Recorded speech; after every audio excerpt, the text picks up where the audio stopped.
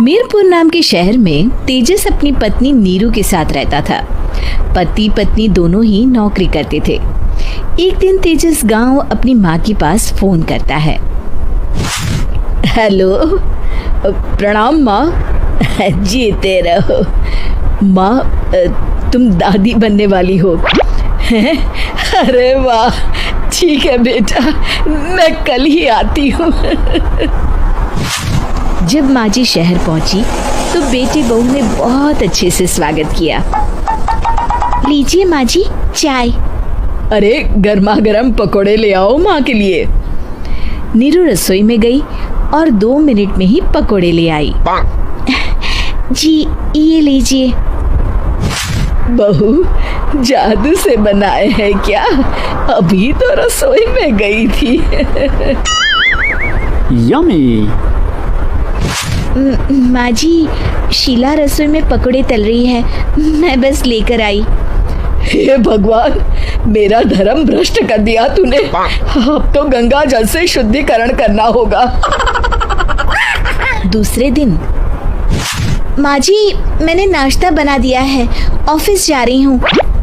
पर अभी तो घर का सारा काम पड़ा है। शीला आती ही होगी, झाड़ू पोछा बर्तन कपड़े वो सब कर लेगी। हमारे जमाने में घर का सारा काम हम ही करते थे। जी माँ जी, आप बहुत होशियार हैं, मैं घर ऑफिस दोनों नहीं संभाल पाती। तो जरूरत क्या है घर से बाहर जाकर चाकरी करने की?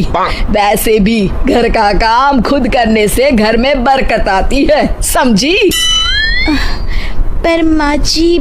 पर वर कुछ नहीं, इस महीने की पगार मिले फिर ऑफिस बंद है। हाँ।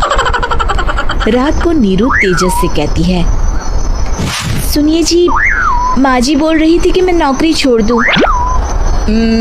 वैसे ठीक ही तो है, अभी तुम्हें आराम की जरूरत है। फिर भी आराम कहाँ, शीला को छुड़ाने के लिए बोल रही थी। तो अब 24 घंटे में इतना काम तो कर ही सकती हो। पर जॉब पसंद है मुझे, घर पर मन नहीं लगेगा।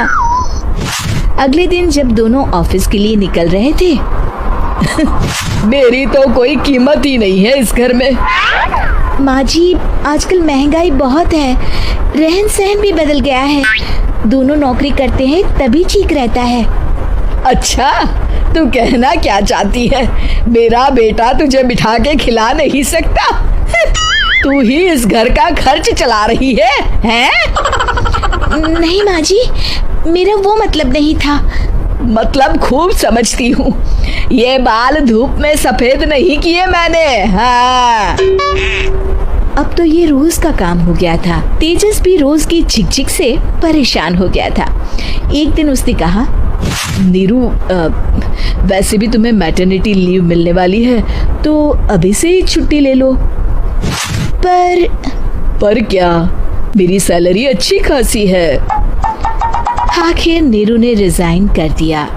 जब बच्चा हुआ तो घर में सब बहुत खुश हुए। कुछ दिनों बाद तेजस फाइल देख रहा था। क्या हुआ तेजस, कुछ परेशान लग रहे हो?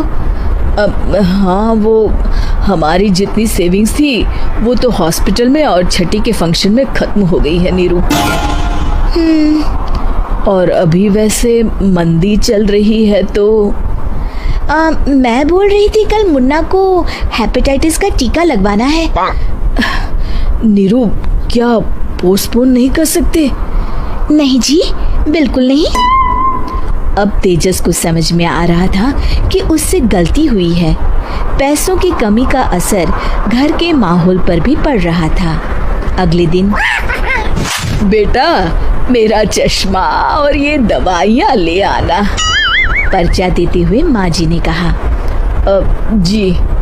तेजस, मुन्ना के लिए दूध का डिब्बा और डायपर भी ले आना, और ये किराने के सामान की लिस्ट है, इसे भी लाना है। तेजस गुस्से में लिस्ट मरोड़कर फेंकता है और चिल्लाता है, पैसे क्या पेड़ पर उगते हैं? ये ले आना, वो ले आना। अरे पर ये जरूरत का सामान ही है। वो गुस्से में बिना कुछ कहे ऑफिस चला गया। अरे लंच तो ले जाइए। दोस्तों, अगर आपको हमारी कहानी पसंद आई हो तो वीडियो को लाइक करें, चैनल टॉमी फॉर किड्स को सब्सक्राइब करें और बेल आइकन जरूर दबाएं।